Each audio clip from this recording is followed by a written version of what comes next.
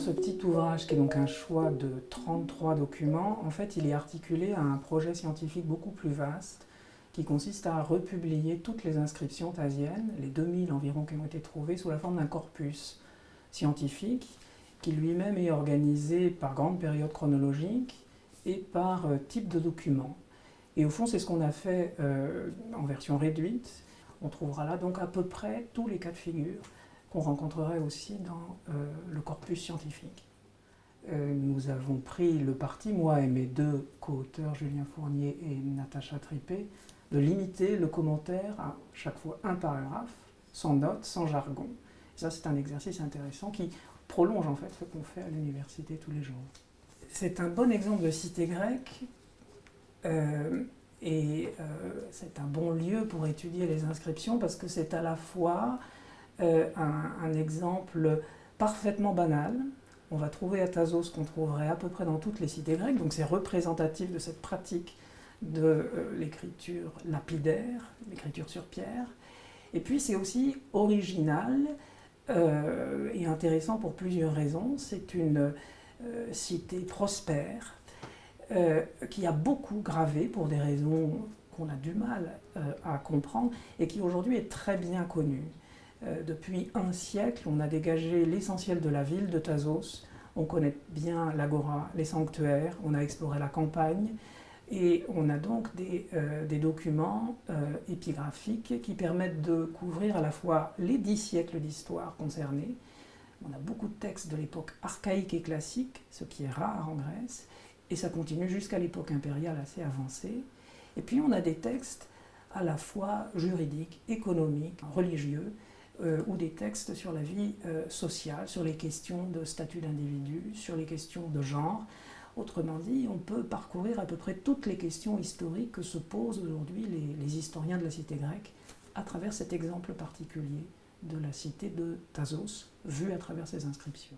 L'épigraphie ne raconte pas une histoire au sens événementiel. En tout cas, dans le cas de Thasos, on aurait bien du mal à reconstituer chronologiquement les événements sur le siècle concerné. En revanche, l'épigraphie va nous apporter des documents ou des renseignements différents.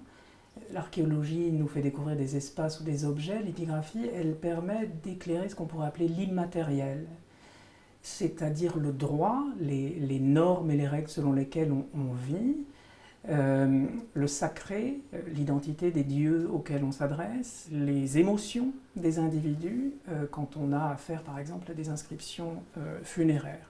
Toutes ces choses-là, il faut des mots pour les exprimer et c'est l'épigraphie qui nous permet d'y pénétrer, au moins en partie. Les textes dont on parle sont des textes inscrits sur pierre, donc ce sont des textes un peu extraordinaires qui ne correspondent pas aux usages quotidien. Pour écrire, on utilisait du papyrus ou des supports périssables.